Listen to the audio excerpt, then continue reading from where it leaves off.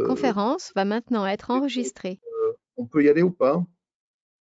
Alors bonjour à toutes, bonjour à tous. Je propose d'attendre un petit peu si vous en êtes d'accord parce qu'il y avait beaucoup d'inscrits à cet atelier.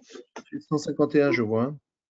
Voilà, donc on attend pas loin de 70 personnes normalement. Alors bon, peut-être tout le monde ne sera pas là vu l'horaire. On peut peut-être attendre un tout petit peu. D'accord. On démarre à 12h05. Ça va démarrer là, ouais, mais c'est pas encore. Ils ont dit qu'ils attendent 5 minutes. C'était pas facile, hein, ce matin. Ben oui, mais tu sais, c'est un truc qu'il faut vraiment bien savoir comment leur présenter le truc là pour les QCM. C'est une usine à gaz. Mais franchement, Yannick, ça. Merci de couper le micro pour vos conversations personnelles. Et pourquoi est-ce que quand j'ai fait première fois à 33%, enfin c'était comme ça qu'il fallait faire. Là, donc du coup, pendant qu'ils discutaient, j'ai fait la même question à 33%. Est-ce que l'organisateur UNES ça marchait pas, il y a quelque chose qui marchait. Bon, j'ai pas regardé dans le parce que j'étais occupée à autre chose en parallèle, mais bon, je vais te montrer comment ça se présente pour eux sur UNES. Voilà, merci. Super, merci. Bonjour à toutes et tous. Bonjour Pierre. Bonjour. Bonjour. Voilà, Pierre est là. On attend donc jusqu'à 12h05, on attend encore 2 minutes, tant que tout le monde rejoigne.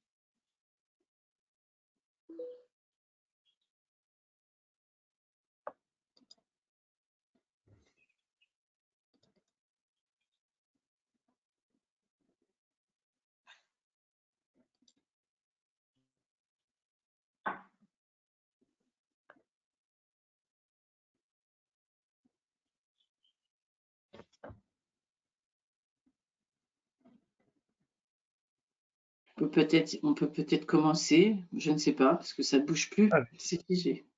Aucun souci, Béatrice.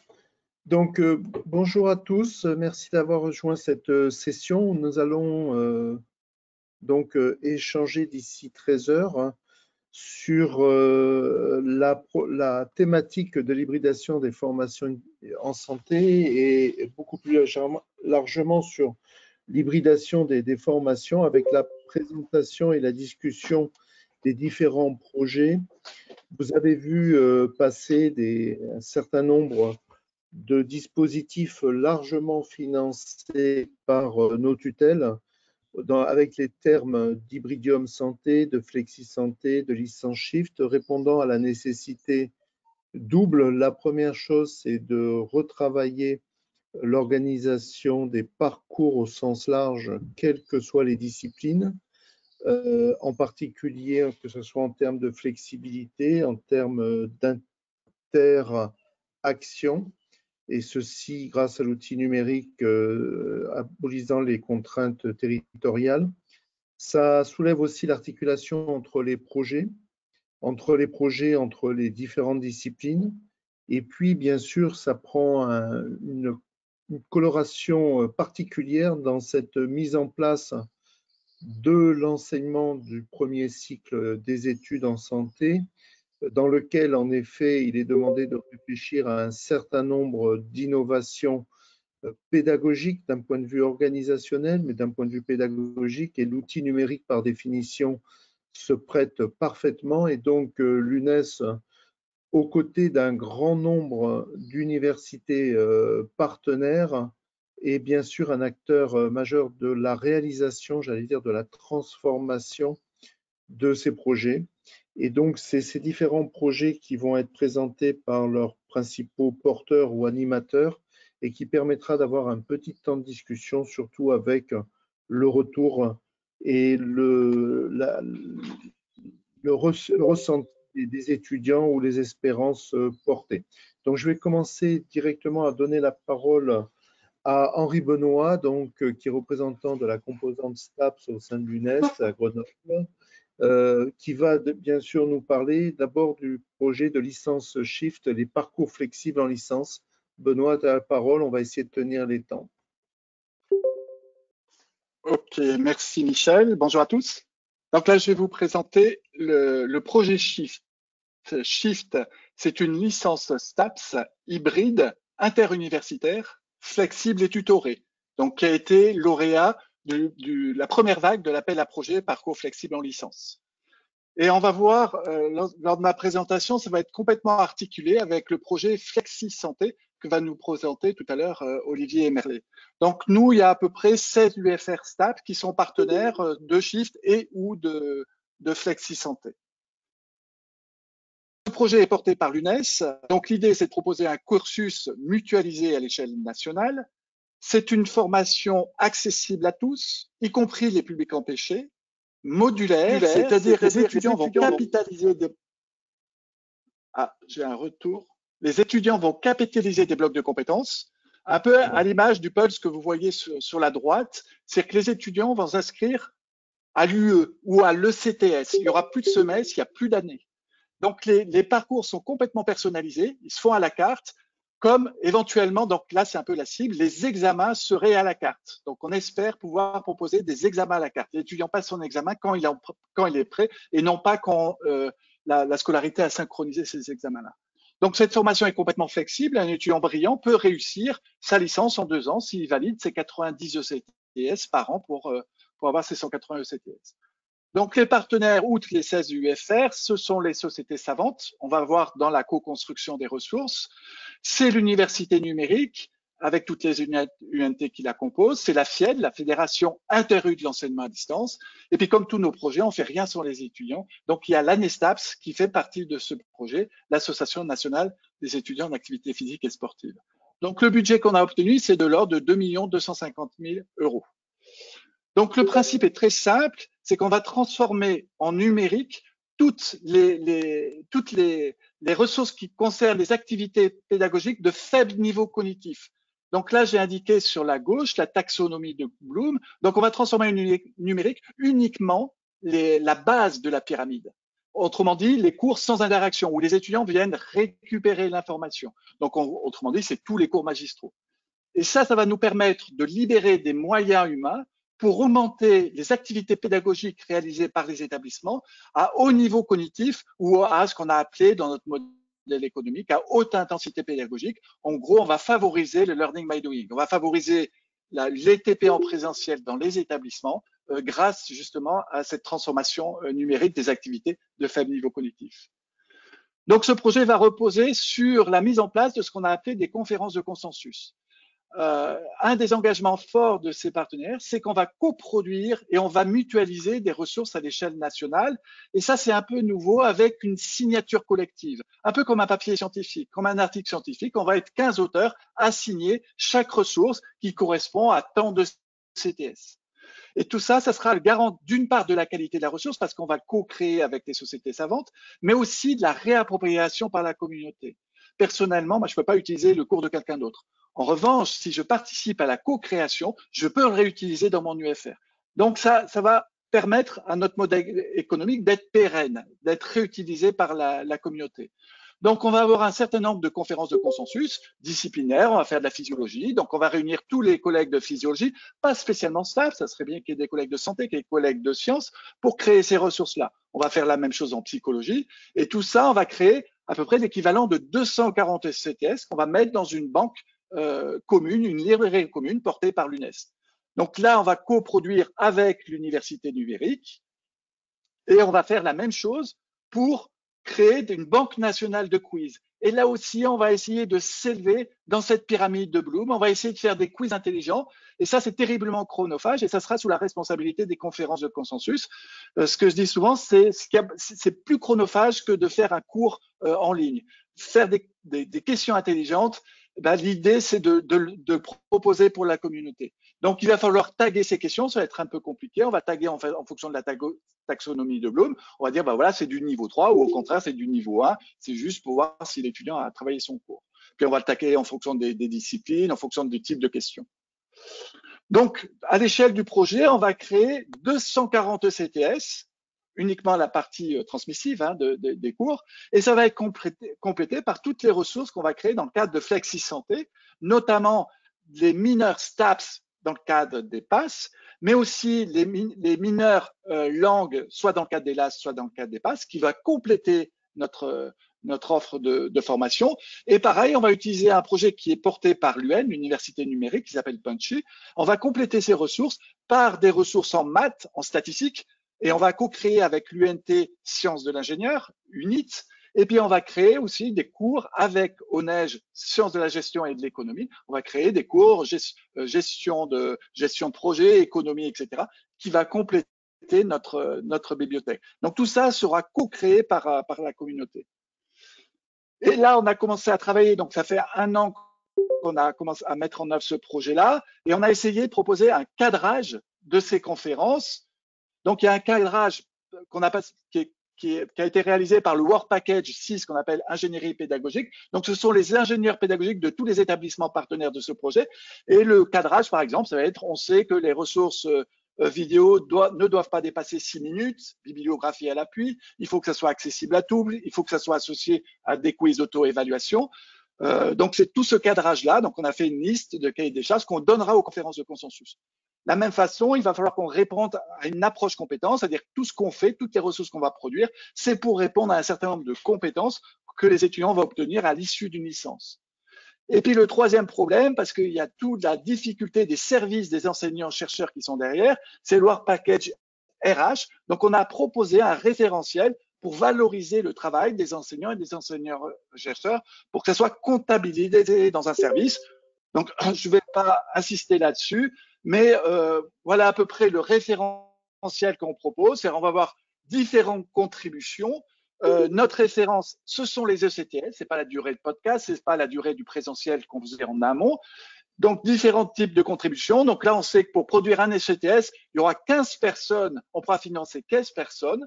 Il y aura des contributeurs simples, des concepteurs et puis des coordonnateurs qui auront la responsabilité de l'alignement pédagogique par rapport au diplôme complet. Et donc, le financement, ça va de 8 heures équivalent TD jusqu'à 24 heures équivalent TD pour chaque CTS produit. Donc, on aura les moyens de produire ça.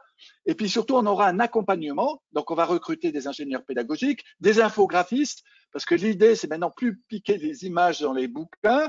On va acheter une banque d'images et puis on va créer les images. Et donc, ça pourrait être intéressant, y compris, alors là, on va travailler aussi avec le collège de physiologie de médecine. On dit, si on crée des images, autant les créer ensemble. Si on fait un cœur, on pourra le distribuer pour toutes les communautés pour que ça soit réutilisable par les autres. Donc, on va recruter un infographiste, des techniciens audiovisuels, etc. Puis, il y aura une part importante, mais ça, Pierre va en parler tout à l'heure, c'est sur le tutorat avec un enseignant coordinateur. Donc, on va en discuter tout à l'heure. Donc, il y a un certain nombre de difficultés. Les difficultés, j'essaie de résumer sur ces 2 images. Je crois que les images parlent d'elles-mêmes. Il n'y a pas vraiment besoin d'un commentaire. Donc, on a besoin de convaincre les collègues. Et pour les convaincre, moi, le seul élément que je peux leur donner, c'est que tout seul, c'est vrai que vous allez plus vite, mais ensemble, on ira plus loin et on sera plus fort parce qu'il y aura la communauté. J'avoue que ça fait des années que je commence à faire ça. Mes cours tout seuls sont vraiment moins bons que ce que je peux faire en collectif.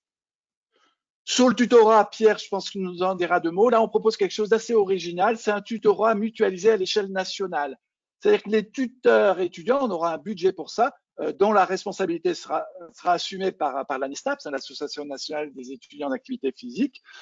Et donc, ils vont tutorer des étudiants, quelle que soit l'université d'origine de l'étudiant. C'est-à-dire que ces étudiants-là, ils vont intervenir, qu'ils soient un étudiant de Brest, de Lille, de Paris ou de Grenoble, peu importe, ils vont intervenir, ils vont détecter les décrocheurs, ils vont aller chercher les décrocheurs, ils vont faire du social, ils vont faire de la méthodo et puis ils vont faire du disciplinaire à l'échelle nationale. Donc ça, c'est assez compliqué à mettre en place, mais bon, je compte sur l'ANESTAP pour nous aider à mettre cet aspect en place. Et puis il y a le troisième aspect, là je vais passer rapidement, hein, c'est on va développer des outils communs avec l'UNES, avec déjà tout ce qui a été créé. Il faut que les LMS soient interopérables. On va développer du learning analytics, il va falloir à tout prix pouvoir détecter les décrocheurs. On veut faire de la recherche associée, donc on va déposer une ANR sur le périmètre de tous nos UFR. Il nous faut un tableau de bord dynamique. Là, c'est l'enfer. Les logiciels de scolarité n'est pas du tout adapté à ce type de licence flexible.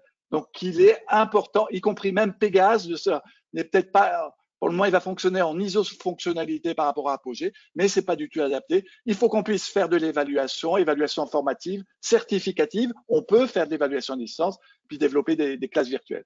Donc, on a mis en place un certain nombre de work packages qui sont ouverts à toutes les communautés. Hein, c'est pas spécifique STAPS. Hein. Quand je parle de la scolarité, c'est pas spécifique STAPS. Quand je parle du modèle économique, c'est un modèle économique pour les établissements.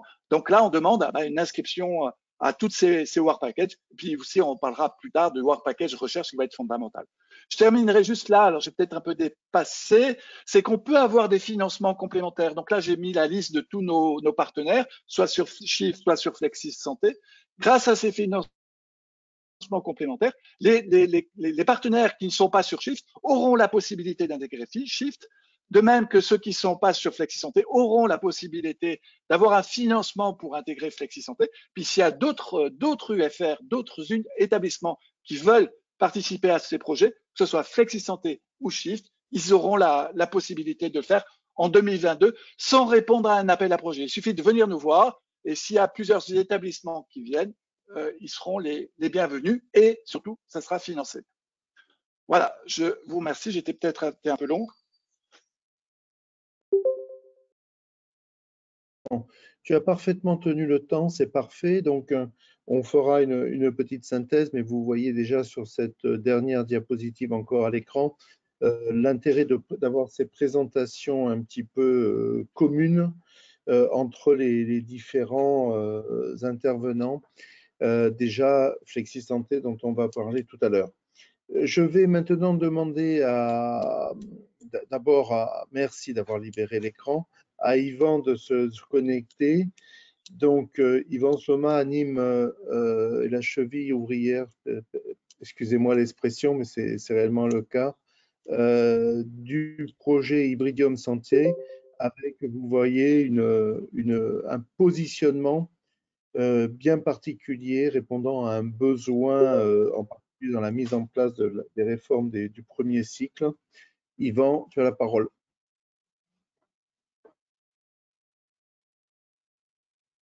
C'est bon? Je ne t'entends pas, Yvan. Voilà. Est-ce que vous m'entendez? C'est bon? C'est bon, allons-y. Ok, merci beaucoup. Donc, je vais vous parler donc, du projet Hybridium Santé qui a été financé par le ministère de l'Enseignement supérieur, de la Recherche et de l'Innovation dans le cadre du plan France Relance. Alors, en fait, je vais recontextualiser un petit peu ce projet sur les enjeux de la réforme du premier cycle des études de santé. Donc, j'en ai résumé quelques-uns ici. En fait, vous avez un petit peu le modèle qui est proposé par cette réforme. C'est finalement le premier enjeu, c'est de basculer d'un système qui était très sélectif et qui était vraiment centré sur la sélection d'étudiants qui pouvaient intégrer les filières de santé, au détriment peut-être d'étudiants qui ne parvenaient pas à intégrer ces filières et qui finalement perdaient du temps et ne progressaient pas dans le parcours. Donc il y a cette introduction de progression qui est vraiment au centre de cette réforme, et ça implique pour les UFR de santé de maintenant construire des parcours qui associe un socle santé qui permettra de répondre aux attendus de connaissances du premier cycle des différentes filières de santé, et en même temps de proposer des enseignements disciplinaires qui ont vocation à proposer des orientations hors santé ou alors vers le paramédical. Donc en fait, cette réforme, elle introduit une plus grande multidisciplinarité au sein des UFR de santé. Et donc, ça pose une problématique, ça peut mettre en tension les équipes pédagogiques.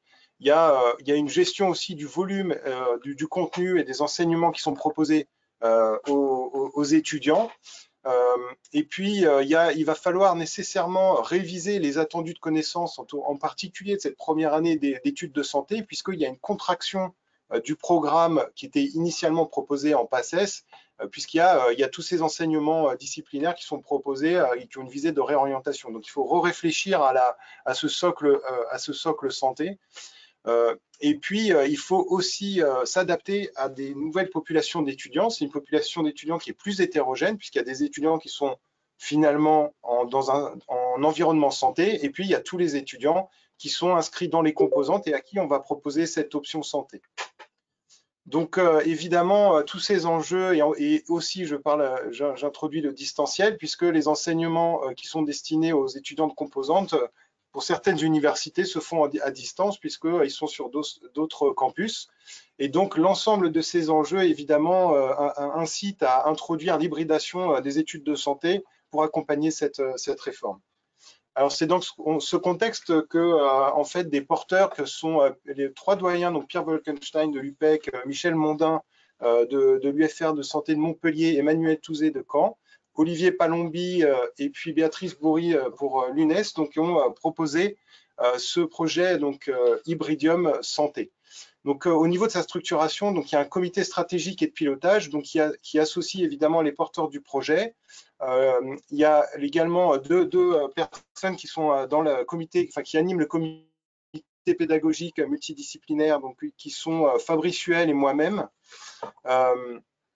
Et puis, donc, ce comité stratégique et de pilotage a vocation à fixer les directions de 2 comités, donc le comité pédagogique multidisciplinaire, qui associe en fait 9 référents qui ont été nommés au sein de 9 groupements d'UFR de santé. Donc, on a regroupé dans ce consortium les 35 UFR partenaires de l'UNES de santé, qui ont chacun nommé au sein de chaque UFR, ils ont été nommés par les doyens un référent d'UFR. Et ces différents UFR ont été regroupés sous 9 groupements, et on a un représentant de chaque groupement au sein de ce comité pédagogique.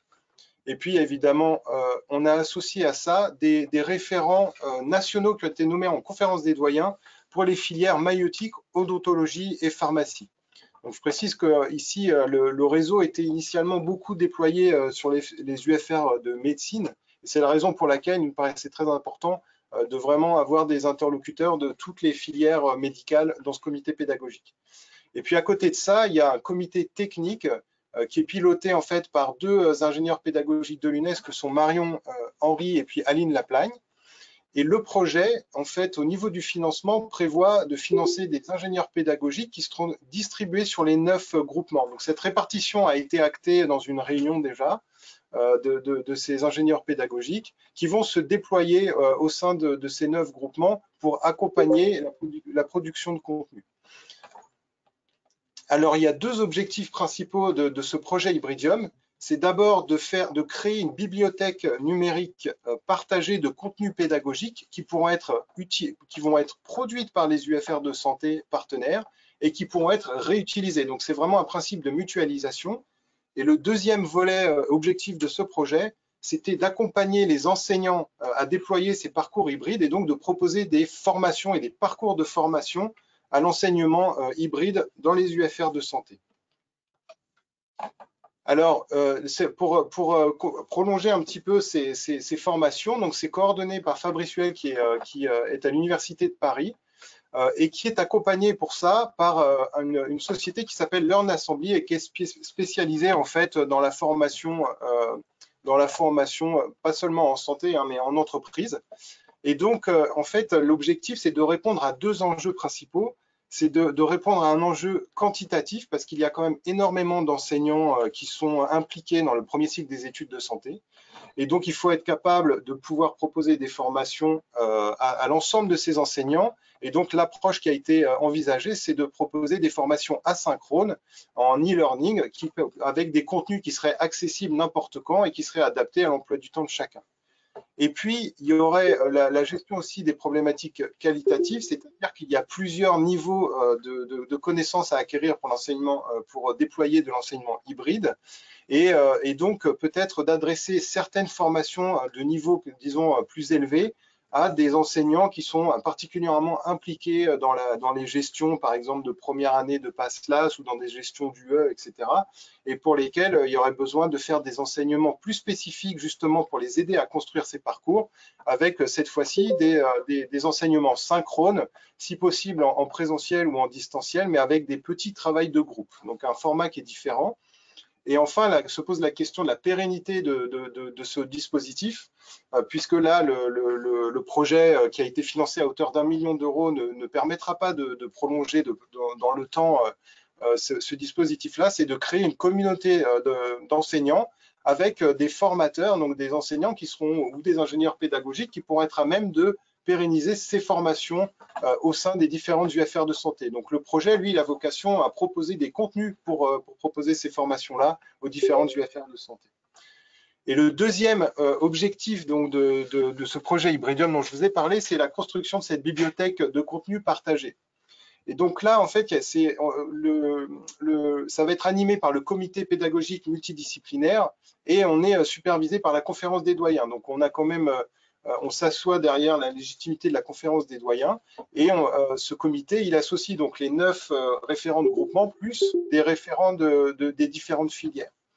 Et donc finalement, la problématique aujourd'hui de la réforme du premier cycle des études de santé, ça va être, et c'est animé actuellement par les ateliers du ministère du comité R1C, c'est de définir un socle de connaissances médicales commun aux 4 filières MMOP.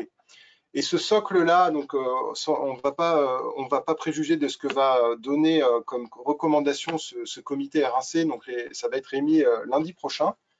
Mais il va y avoir un socle minimal qui va être défini, qui doit être défini pour intégrer ces filières médicales. Et ce socle-là, il doit être proposé déjà dans le système PASS, mais ça va définir aussi l'option santé qui sera proposée en LAS 1. Puisque ça va être le socle minimal pour intégrer les filières médicales. Mais s'ajoute à cela une deuxième question, c'est le socle minimal qui s'inscrit dans le premier cycle.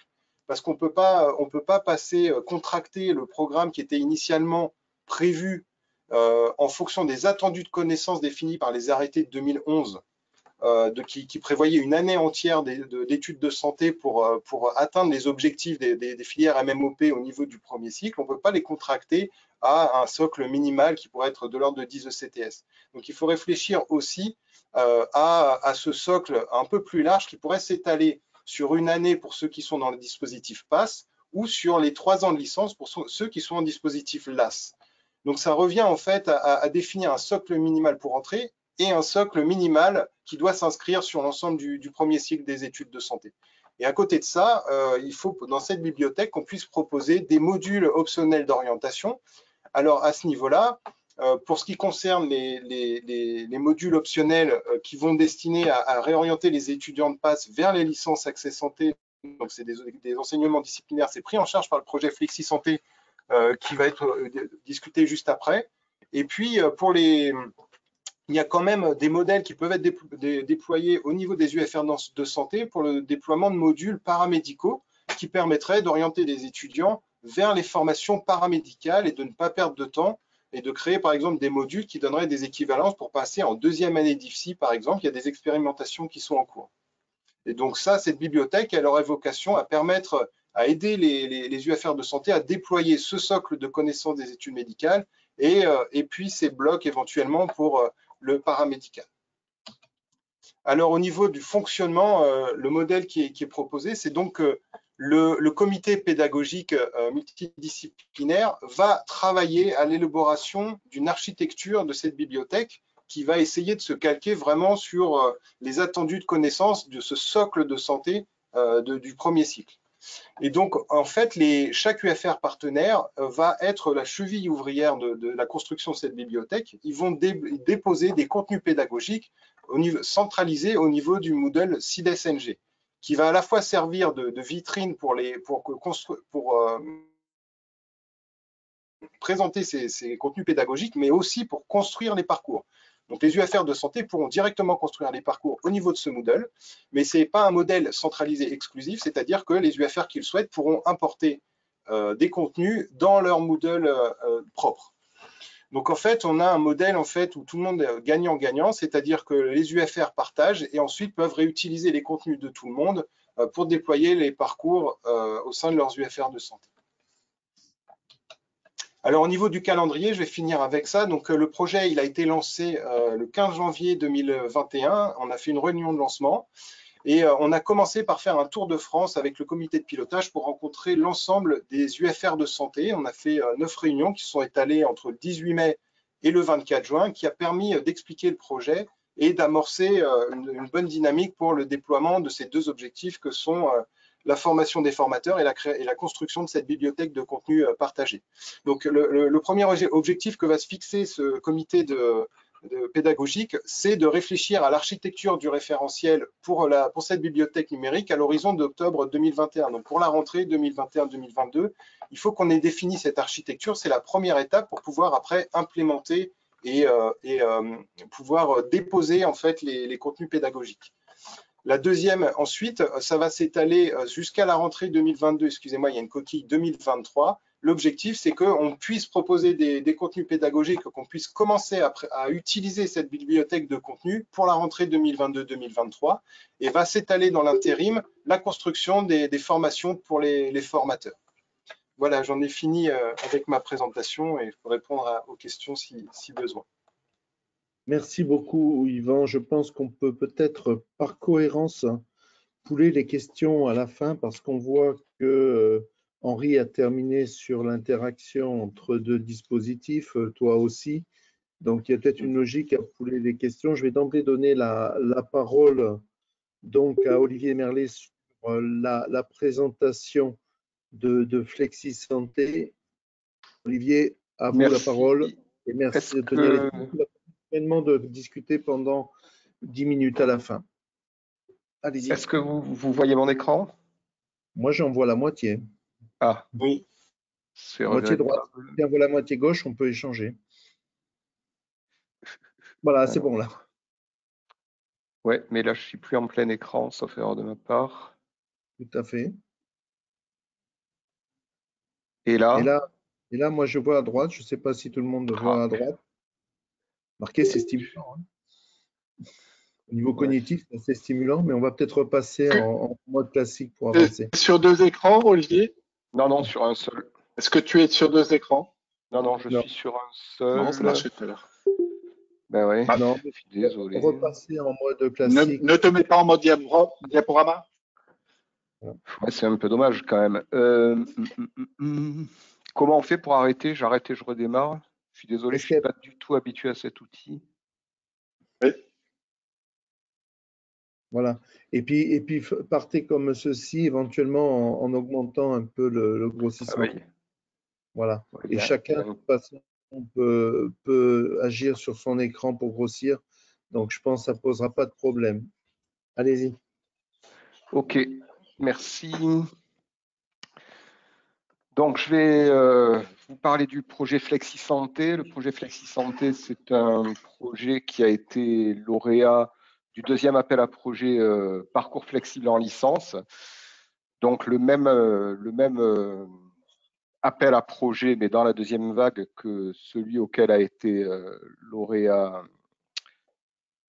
Shift, qui a été présenté par Henri tout à l'heure. Alors, le premier appel à projet était un appel à projet générique. Le deuxième appel à projet a été ciblé sur la réforme des études en santé. Et cet appel à projet, il se déroule dans le cadre du Fonds pour la transformation de l'action publique, qui est un fonds qui est géré au niveau interministériel directement par le Premier ministre, sauf erreur de ma part. Alors, les réponses à cet appel à projet Parcours flexible en licence devaient concerner des consortia qui commencent à partir de 2 établissements. Vous allez voir qu'on est dans une dynamique plus large que ça. Alors, cette réponse à appel à projet, ce projet Flexi Santé, il est porté par l'UNES. mais également par l'Université numérique. C'est à ce titre-là que je suis ici, puisque je préside cette association. C'est une association qui regroupe 6 des universités numériques thématiques, dont l'UNES. Le porteur donc principal de ce projet, c'est l'UNES, mais avec l'université numérique en accompagnement, parce que nous ne nous préoccupons pas que des formations en santé, mais aussi, comme vous allez le voir, nous nous préoccupons également de formations dans d'autres champs disciplinaires. Alors, ce projet, il a bénéficié d'une dynamique nationale, hein, puisque comme vous le voyez sur le transparent ici, nous avons l'appui de l'ensemble des conférences de doyens concernés par les étudiants en santé, mais également l'appui de la conférence des présidents de l'université.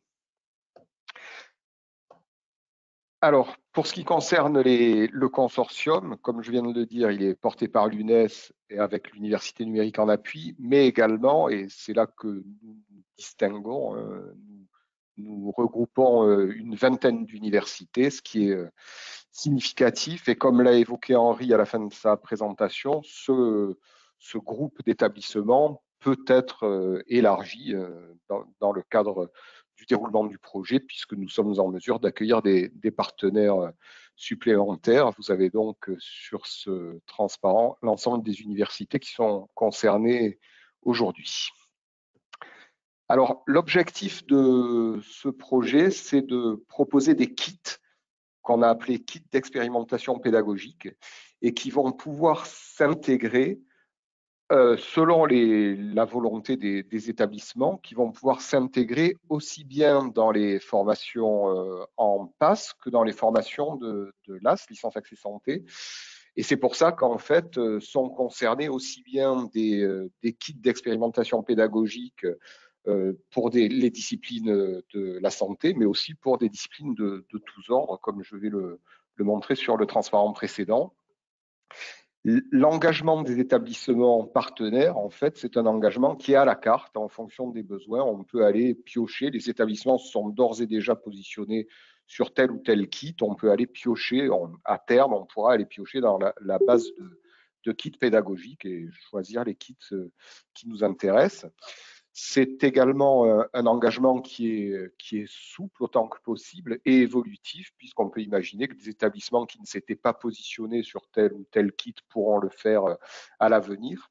Et a priori, selon nos estimations, on a 11 000 étudiants qui seront concernés une fois que le projet sera arrivé en régime de croisière, et on devrait avoir 4 000 heures d'enseignement concernées par les différents kits. Alors, ces kits, justement, ces kits d'expérimentation pédagogique, ce sont des modules d'apprentissage et des espèces d'UE, si on peut dire, qui vont correspondre au minimum à 10 ECTS. C'est la limite que nous avons fixée. Et une chose qui est importante également, mais ça a déjà été évoqué par Henri dans le cadre du projet Shift, c'est que la part du tutorat dans l'accompagnement des étudiants qui suivront ces kits d'expérimentation pédagogique, la part du tutorat est très importante et on va le voir plus tard. Alors, quelques exemples de kits. Je ne les ai pas tous listés ici, mais ça donne une première idée. Donc, on a des kits qui concernent des compétences transversales, des modules transversaux, comme par exemple la préparation aux oraux, l'apprentissage de l'anglais, l'orientation. On a 27 kits qui sont pour le moment prévus concernant les modules transversaux réglementaires. On a également des kits disciplinaires, alors qui peuvent concerner là par exemple l'économie, la gestion, STAPS, la psycho, les sciences pour l'ingénieur, l'informatique, etc. On a des kits d'expérimentation qui concernent les disciplines santé pour les mineurs santé, voilà, en LAS. Et puis des kits disciplinaires ouverts avec des disciplines, par exemple ici on a les sciences des données pour la santé, sciences des soins infirmiers, méthodologie de recherche en santé. et finalement des kits d'expérimentation qui concernent directement les licences mention sciences pour la santé.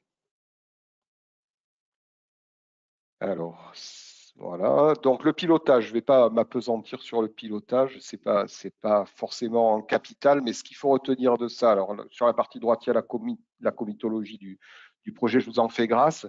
Ce qu'il faut retenir en fait, c'est que ce projet Flexi Santé, qui va développer des kits disciplinaires en santé, en STAPS d'une part, mais aussi en hors santé et STAPS d'autre part, comme je viens de l'évoquer. Pour ce qui concerne les kits disciplinaires en santé et STAPS, bien évidemment, c'est l'UNES qui les pilotera. Pour ce qui concerne les kits disciplinaires hors santé et STAPS, ce sont les différentes universités numériques thématiques qui appartiennent à l'université numérique, excepté l'UNES, qui les piloteront. Et pour chaque kit, on aura un porteur de kit qui coordonnera le travail de développement des kits en question. Alors, quelques éléments budgétaires pour que vous puissiez vous rendre compte de l'ampleur de ce projet. Le consortium d'établissements va financer le projet à hauteur de 2,5 millions d'euros. Quant au financement qui est apporté par le Fonds de transformation de l'action publique, il est de 5,5 millions d'euros. Ça fait donc un projet de 8 millions d'euros, ce qui n'est pas rien.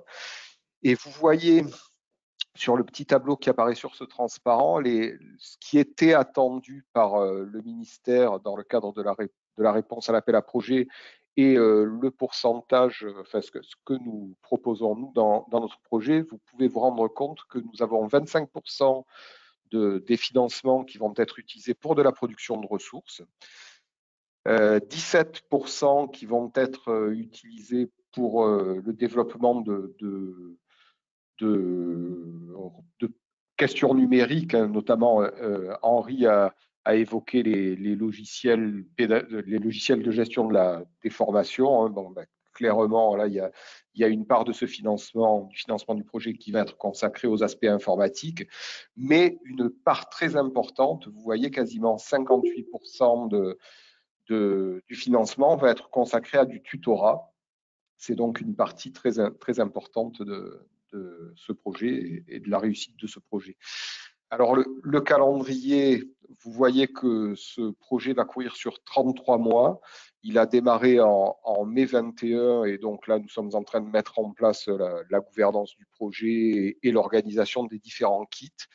La deuxième phase qui va s'étaler sur la prochaine année universitaire, elle va consister à produire les premières ressources pédagogiques, mais également à les évaluer dans le cadre des premiers usages. Et la phase 3, l'année suivante, de septembre 22 à août 23, elle verra la massification de la production des ressources et la mise en place du tutorat. Le projet se terminera en janvier 24 avec la fin des productions et la diffusion au niveau national de ce qui aura été développé dans le cadre du projet. Voilà, alors pour terminer très rapidement, vous voyez là sur la partie droite un certain nombre de projets liés à notre projet Flexi Santé.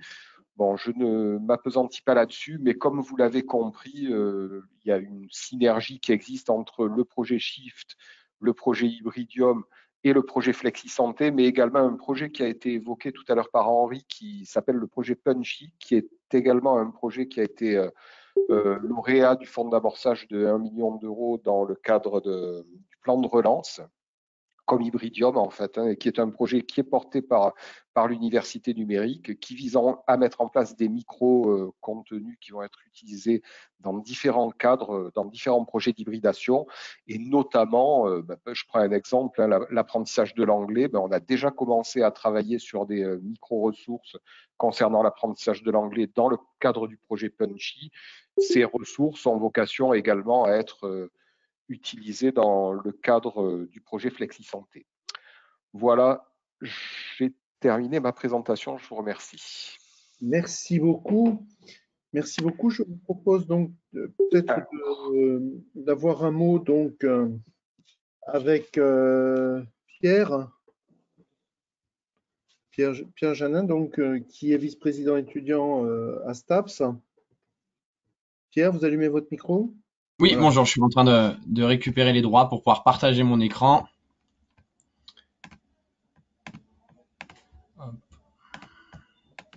Normalement, si je dis pas de bêtises, vous pouvez le voir. Voilà. Et ce que je vous propose, Pierre, donc, c'est vous voyez je pense qu'il y aura un certain nombre de questions et qu'il était logique de présenter un petit peu tout pour voir un peu l'ensemble des pièces du puzzle, pour pouvoir s'interroger sur l'ensemble de la figure du puzzle et pas sur chaque pièce. Allez-y. Bien sûr, merci. Donc, bonjour à toutes et tous. Donc, par rapport à tous ces projets qui ont pu vous être présentés du côté de la Neustaps, on a essentiellement travaillé sur Shift et un petit peu également sur Flexi Santé. La plus-value qu'on trouve vraiment à ce projet dans un premier temps, c'est de pouvoir se tourner vers les publics empêchés, que ce soit par rapport à la formation initiale, donc les sportifs de haut niveau, les personnes en situation de handicap, les étudiants salariés, des personnes qui souhaiteraient avoir un double cursus. Et on le sait également, les personnes qui viennent à être refusées sur Parcoursup. Juste un petit point de contexte du côté de la filière STAPS, il faut savoir cette année, en 2021, qu'on a une augmentation du nombre de vœux qui est quand même assez conséquente. Et également pouvoir se tourner du côté de la formation continue, donc toutes ces personnes qui souhaiteraient avoir une reconversion professionnelle ou pouvoir se former tout au long de la vie sur des thématiques propres aux STAPS. Le projet Shift, pour nous, avec cette possibilité de moduler les offres de formation via l'approche par compétences, nous semble très intéressante et avec une véritable plus-value.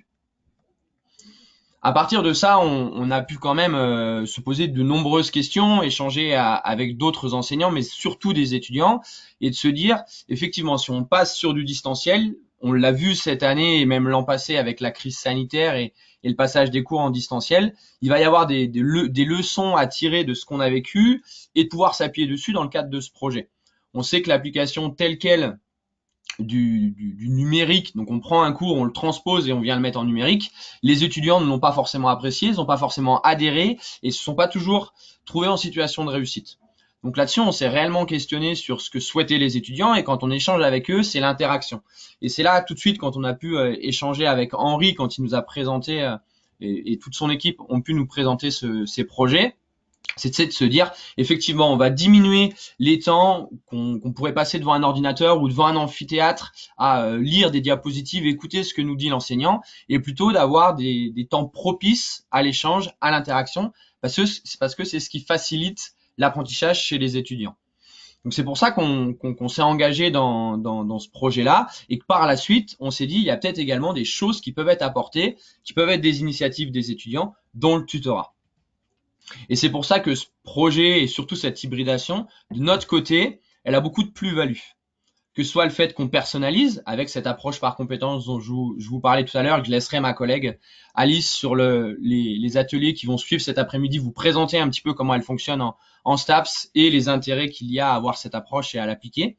Mais nous, sur ce projet-là, c'est de pouvoir se dire, on a quelqu'un qui a pas forcément besoin de toute une formation dans le cadre d'une formation continue, de quelque chose de très complet, c'est de pouvoir venir piocher des UE ou tout simplement de se dire pour quelqu'un qui sera en formation initiale, moi je veux me tourner vers telle mention en STAPS, parce que nous on en a 5, et j'aimerais bien peut-être parfois avoir des petits suppléments, comme on peut les avoir grâce aux UE libres actuellement, et bien c'est d'aller les piocher grâce à cette offre de formation qui est vraiment une licence flexible.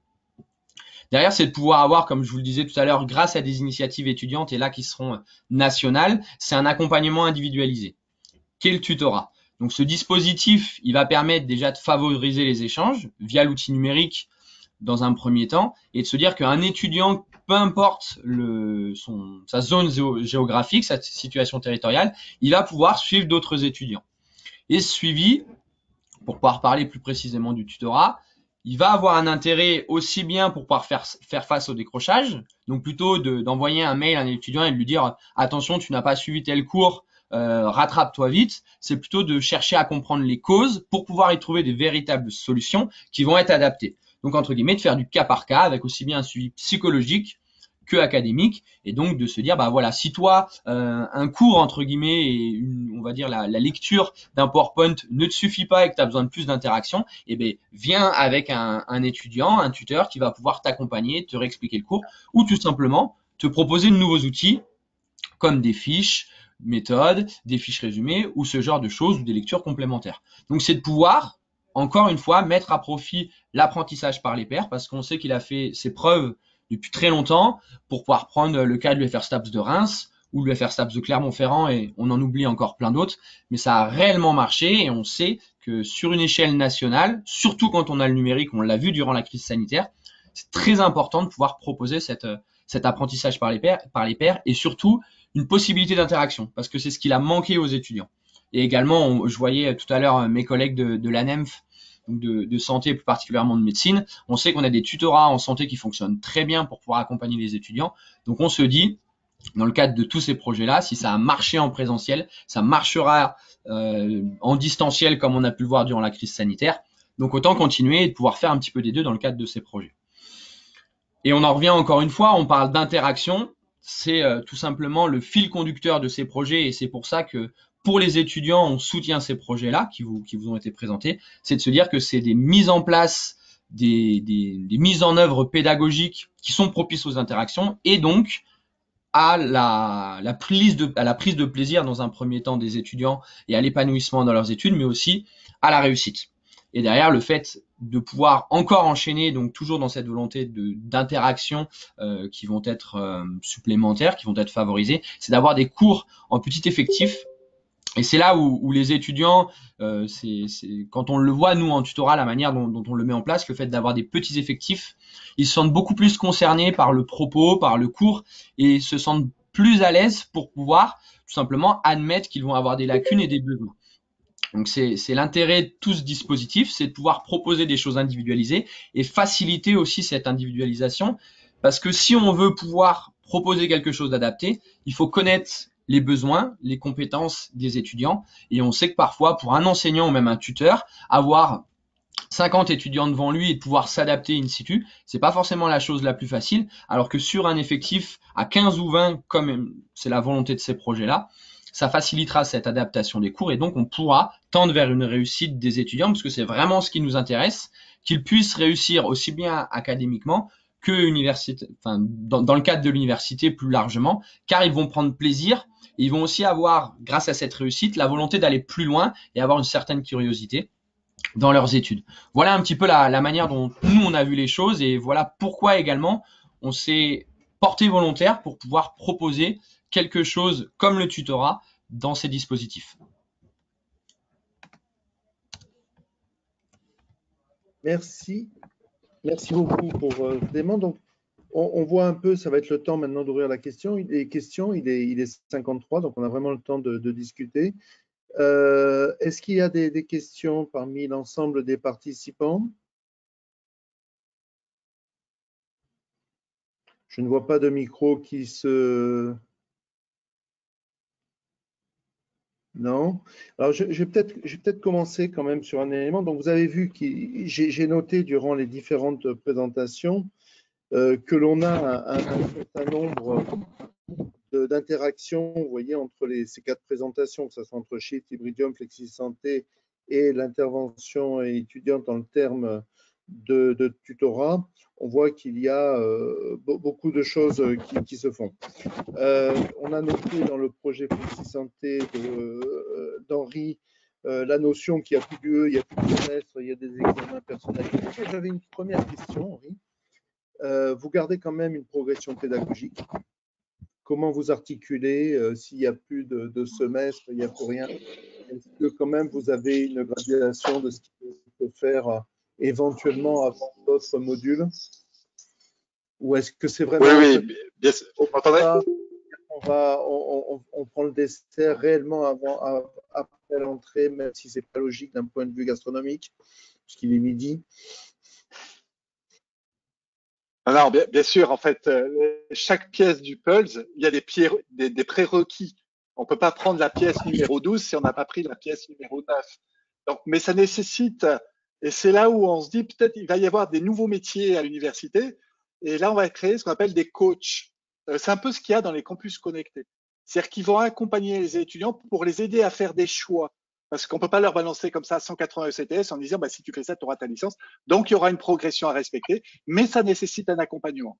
Et donc là, on va tester, je pense à l'année prochaine, ces fameux coachs pour aider les étudiants à tracer son parcours pédagogique en fonction de ses contraintes et en fonction de ses disponibilités. Merci Henri. Bon, je retournais, donc vous voyez, après Yvan, j'avais exactement la même question.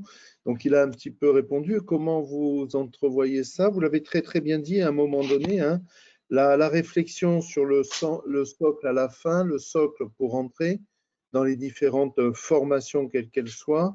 Comment vous voyez ce problème j'allais dire, de synchronisation entre les différentes pièces du puzzle? Alors, je crois que en fait, l'objectif principal, c'est de répondre aux attendus du premier cycle. Et je pense qu'il n'y a pas un seul modèle hein, pour répondre à cette question.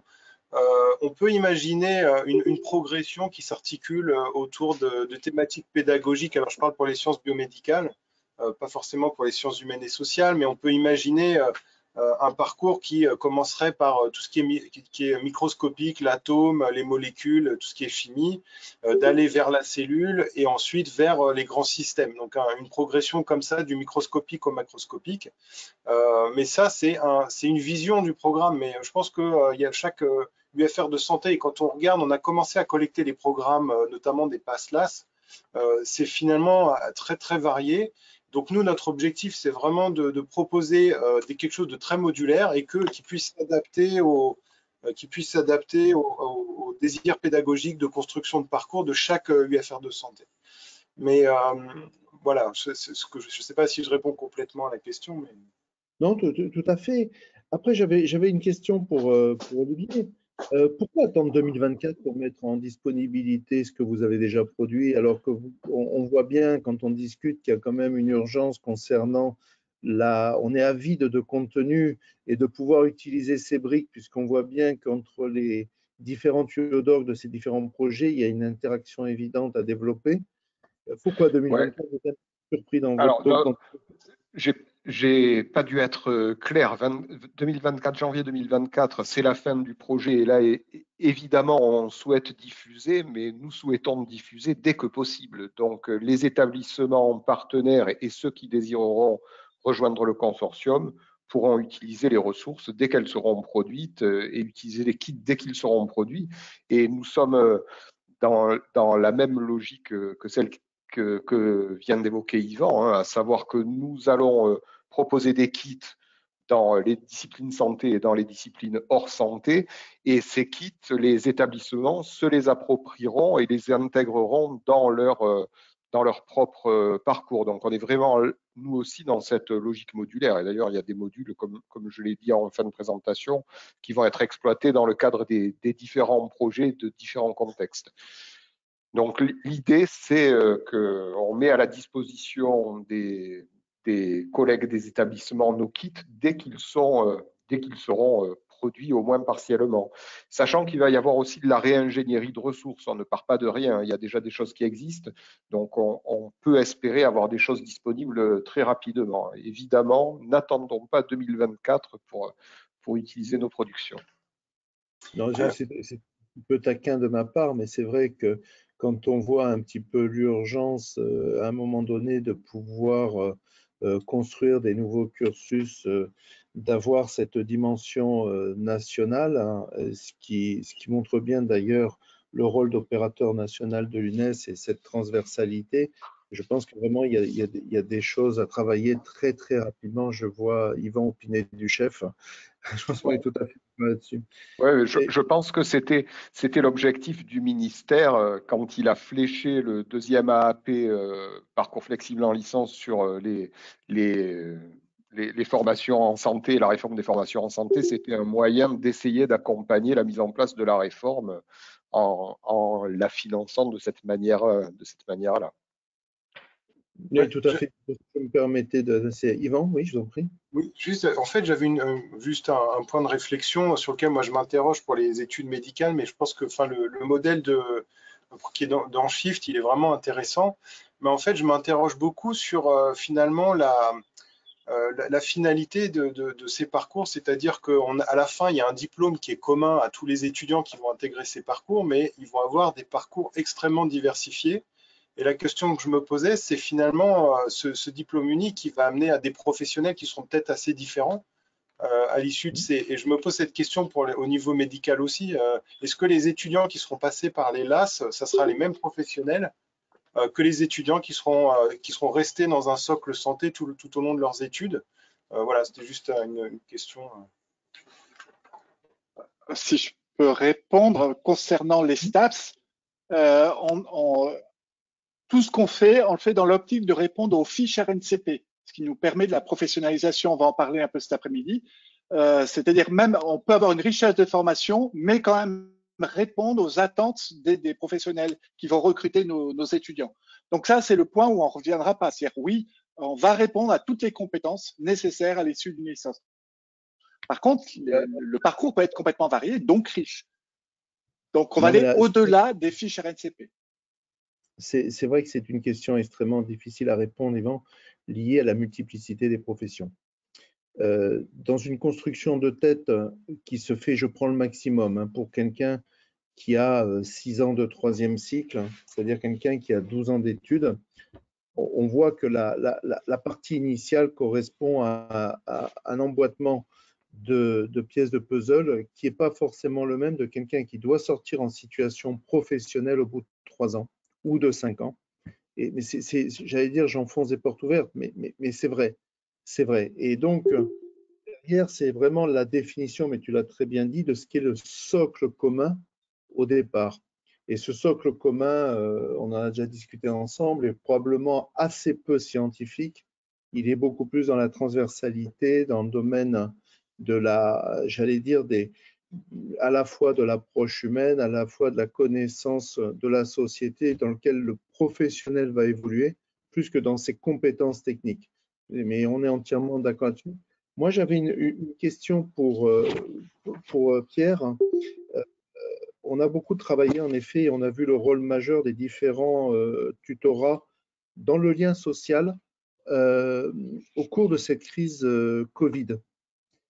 La question que je me suis posée à un moment donné, c'est qu'il y avait en effet des cours qui étaient enregistrés ou qui étaient en synchrone.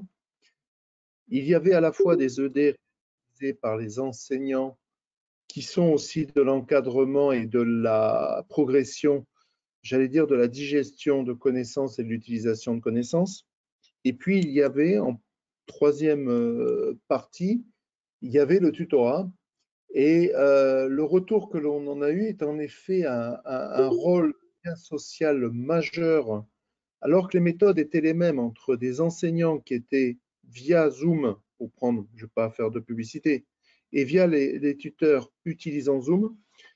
Le fond était globalement le même, mais la qualité du lien social a été perçue très différemment. Est-ce que c'est votre expérience et comment vous l'expliquez? Est-ce que c'est simplement un phénomène générationnel ou est-ce que vous estimez dans la façon dont est construit un tutorat par rapport à des ED d'enseignement, on va dire d'enseignants un peu plus expérimentés, est-ce qu'il y a autre chose qui passe?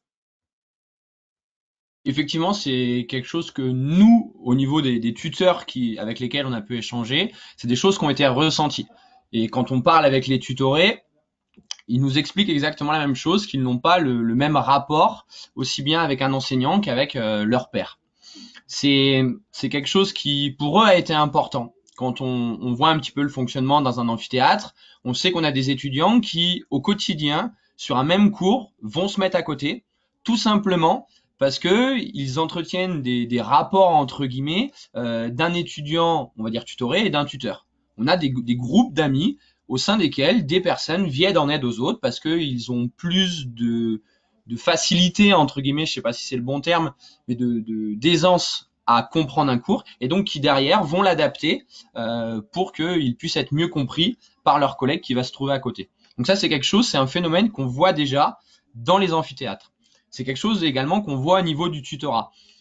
Dans un premier temps, et c'est ce qu'on expliquait tout à l'heure, mais le rapport est pas le même. Un étudiant a souvent, et c'est peut-être triste à dire, mais a souvent moins peur de poser une question, et c'est les termes qu'ils utilisent, paraître un peu bête, et on se tue pourtant à leur dire qu'il n'y a pas de question bête, mais ils osent plus facilement à poser une question à leur père, à leurs semblables. Donc ça, c'est vraiment quelque chose que l'on a vu. Des différences, elles sont, je pense, parce que un étudiant, qu'il soit d'une année supérieure ou de 2 années supérieures, il a encore un vécu tout frais. Il se rappelle des échecs qu'il a pu avoir, des difficultés qu'il a eues sur tel ou tel chapitre d'un UE, et donc il va plus facilement pouvoir se dire ah oui, moi j'ai testé telle chose pour pouvoir apprendre tel cours, pour pouvoir apprendre telle connaissance, tel schéma, je vais proposer la même chose. Et on a beaucoup d'essais-erreurs qui est souvent facilité par le rapport entre les étudiants et la mise en place d'un tutorat. Donc effectivement, ces choses-là, on les a remarquées et voilà peut-être la manière dont on peut les expliquer. Et également pour pouvoir aller plus loin, c'est le fait que nos tuteurs, entre guillemets, ils vont peut-être avoir dans leur séance de tutorat ou dans leur Zoom, entre guillemets, pour pas faire de publicité encore une fois, hein, mais dans cette séance de visioconférence, ils vont la ponctuer par des petits ice-breaking games, des séances un peu plus ludiques où on va s'éloigner un peu plus du format formel, c'est vraiment le cas de le dire, pour pouvoir susciter encore une fois l'adhésion de l'étudiant et le rapprocher très rapidement sur la thématique traitée, l'apprentissage des connaissances. Et ça, c'est des choses que nous, on a la chance de pouvoir apprendre au sein du réseau de la NEUSTAPS, mais également au sein du réseau de la FAGE. On a des personnes qui sont formées pour pouvoir devenir formateurs sur plein de thématiques. Ces tuteurs-là, également, ils sont accompagnés pour pouvoir traiter d'une manière différente, d'une manière nouvelle, des sujets. Et on le voit également pour pouvoir avoir eu l'occasion d'échanger avec différents enseignants. On a de plus en plus d'enseignants qui cherchent justement de nouveaux outils, qui cherchent également à ponctuer leurs séances, à les voir d'une nouvelle manière pour que l'étudiant puisse avoir une certaine proximité avec son enseignant. Tout à fait, Pierre. Et je crois que c'est important de séparer deux choses. Il y a l'ingénierie pédagogique au sens large, donc les techniques de communication, d'animation, de serious game, de classe inversée, qui peuvent dépendre de formation et qui peuvent dépendre de moyens techniques, et dont la formation peut intéresser à la fois les tuteurs, mais aussi l'ensemble des enseignants, et c'est un mouvement à faire. Et puis, il y a un deuxième élément qui est l'empathie ressentie par les étudiants, en particulier dans les situations de crise, mais pas que, puisque on voit bien quand même que tout le monde ne nage pas dans le bien-être, même en situation hors confinement de Covid, et où là, il y a quelque chose qui interpelle un petit peu dans cet élément supplémentaire. Voilà, je crois qu'il est 13h08 et je crois, si on veut respecter l'horaire, mais je me retourne vers Béatrice, qu'il va falloir interrompre cette session, vous inciter à interagir entre vous, vous avez les noms, et remercier l'ensemble des orateurs pour la qualité des échanges. Merci à tous et à tout de suite ou à tout à l'heure. Béatrice, un petit mot de conclusion. Oui, merci Michel, merci à tous, merci pour vos interventions. On se retrouve à 14h pour 2 autres ateliers en parallèle, hein, un sur les Écosses et puis l'autre sur le cockpit que Grégory vous a présenté tout à l'heure. Donc, au choix. Bon appétit tout le monde. À tout à l'heure. Merci. Au revoir. Merci. Au revoir.